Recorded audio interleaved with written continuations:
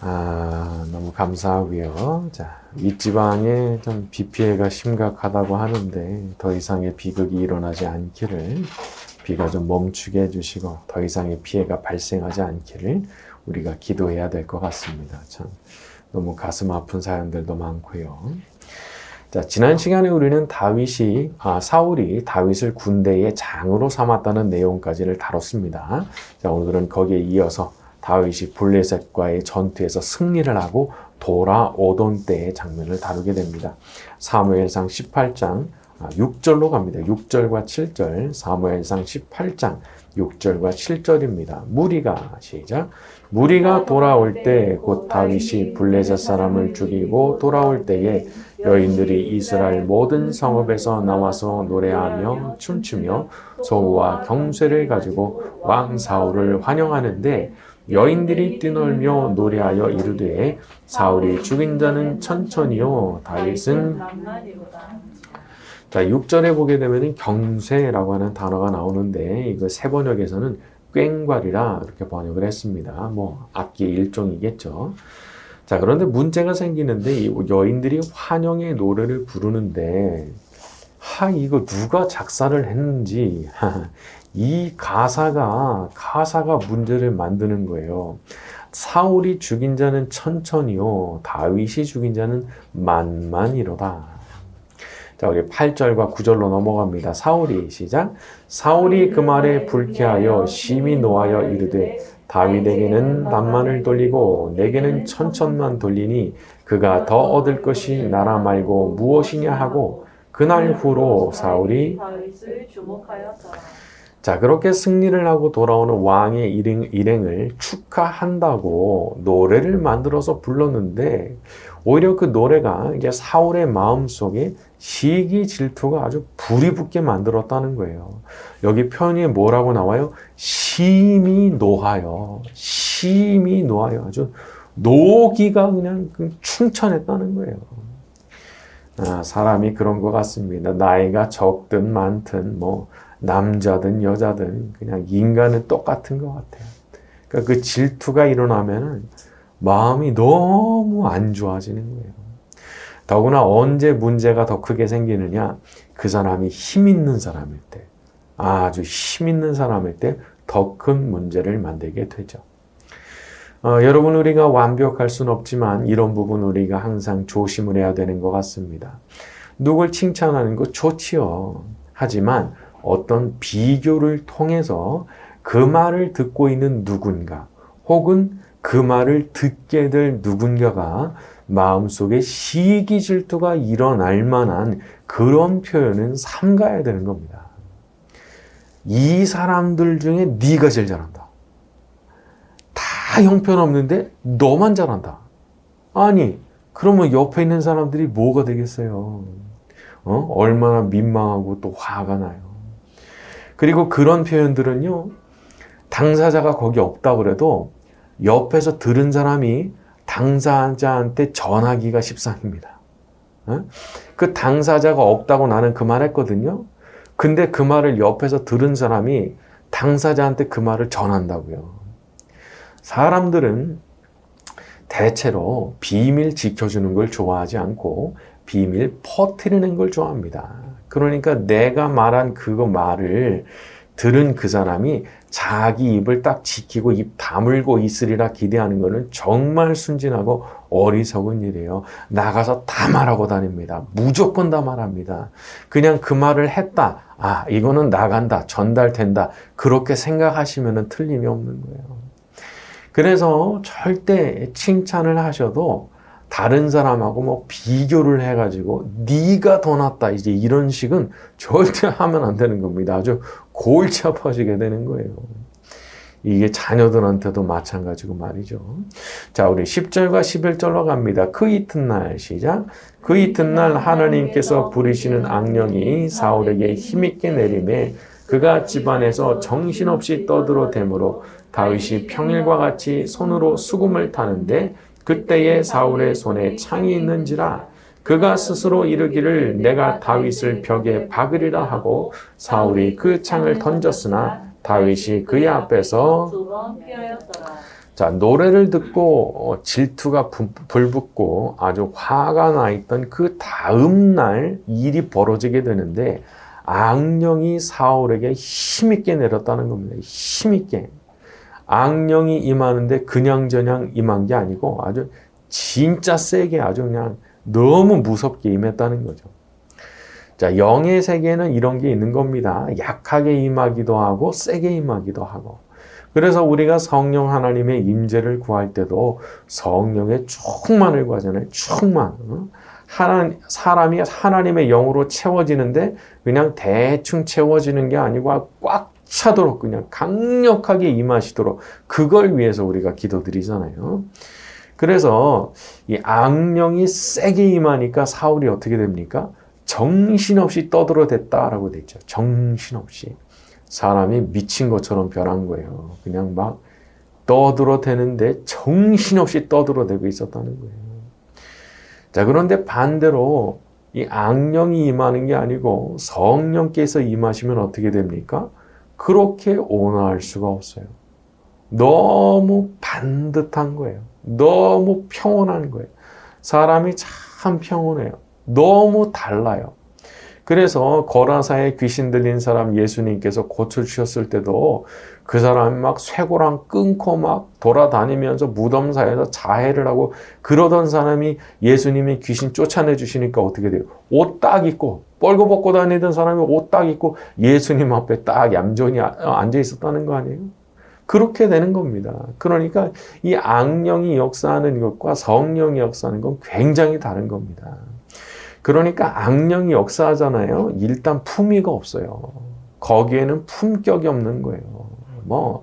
이거는 양심이고 염치고 부끄러움이고 이런 게 없어요. 그러나 반대로 정말 성령이 충만하게 임하시면 거기에는 질서가 있고 안정감이 있고 평온함이 있는 겁니다. 자, 그래서 다윗이 평소처럼 수금을 타서 진정을 시키려고 했는데 창을 던졌다는 거예요. 창을. 그래서 다윗이 2번을 피했다는 겁니다. 자, 이건 오늘날로 말하자면은요, 총 쏜 겁니다. 총 쏜 거. 그 자리에서 총을 딱 뽑아가지고 그냥 2방을 그냥 갈려버린 거예요. 내가 너 죽여버린다고. 그러니까 이거는 앞으로 벌어질 일에 대한 전조죠, 전조. 사울의 마음속에 이제 다윗을 죽여버려야 되겠다는 생각이 이제 딱 쓴 것을 암시하는 겁니다. 생각해보면 참 희한해요. 다윗이 누굽니까? 자기 자신과 나라 전체가 골리앗 앞에서 두려워할 때 그걸 나와서 혼자 구해준 사람이 다윗이잖아요. 자기한테도 은인이잖아요. 정말 크게 빚진 사람이잖아요. 아니 그게 다윗이 아니었으면 자기가 그 자리에서 골리앗하고 싸우다가 맞아 죽었을 수도 있고 전쟁에서 패해가지고 왕위를 뺏길 수도 있는데 다윗이 그걸 면하게 해준 거잖아요. 그런데도 그게 하나도 기억 안 나는 겁니다. 기억이 안 나요. 그 생각 아예 안 하는 거예요. 근데 우리도 이런 분들을 살다 보면 아주 가끔 만날 때가 있는 것 같아요. 다 잊어버린 겁니다. 다 잊어버린 거. 내가 어떻게 호의를 베풀었고 자기가 나 때문에 어떤 더 은혜를 입었는지를 그걸 싹 까먹어요.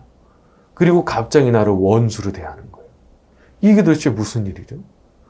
아니 그렇게 그간의 일을 싹 잊어버릴 수가 있어요? 갑자기 나를 원수로 대할 수가 있어요? 근데 제가 보니까 그런 분들이 대체로 영적으로 큰 문제를 가지게 된 분들이더라고요. 정상이라면 그럴 수 없거든요. 근데 영적으로 보면은 마음속에 악령이 확 임하니까 이 마귀가 그냥 역사를 하니까 돌변하는 겁니다. 돌변하는 거. 너무 안타까운 거예요. 너무 안타까운. 여러분 항상 하나님 앞에 와서 예배하고 있는 자리에서 하나님의 말씀을 읽고 항상 기도의 자리에 가서 앉아야 됩니다. 그것만이 자기 자신을 지킬 수 있는 유일한 방법이거든요. 자기의 영혼을 악령들로부터 지키려면 그거 하지 않으면 안 되는 거예요. 자, 하지만 항상 그렇게 예배하는 자리에 나와서 예배하고 늘 성경을 가까이 하고 또 항상 기도하는 사람 되려고 애써 보세요. 이번엔 누가 역사하시는 거예요? 악령이 아니라 성령이 역사하시는 겁니다. 그러니까 성령이 역사하시면 너무 은혜로운 사람이 되거든요. 마음이 평온해지고 사랑과 긍휼이 있고 참 잘 참고 인내하고 겸손하고 너무 그 성품이 아름다워지는 거예요. 우리가 정말 기도의 자리에 와서 앉아 있을 수밖에 없는 이유 중 하나는 마귀 때문입니다. 마귀 때문에. 이 악령들이 역사를 하거든요. 그래서 그렇게 은혜롭게 신앙생활 잘하다가도 갑자기 악령이 역사하면요, 그냥 다 싫어지는 거예요. 예배고 모시고 다 필요 없다 생각이 드는 거예요. 그러니까 이런 것들로부터 자기를 지키기 위해서는 항상 기도의 자리에 나와서 앉아있고 또 기도하고 말씀 읽고 그래야 되는 거죠. 자, 우리 모두가 그렇게 성령 충만한 사람들이 되기를 바랍니다. 자, 우리 12절로 넘어갑니다. 여호와께서 시작. 여호와께서 사울을 떠나 다윗과 함께 계심으로 사울이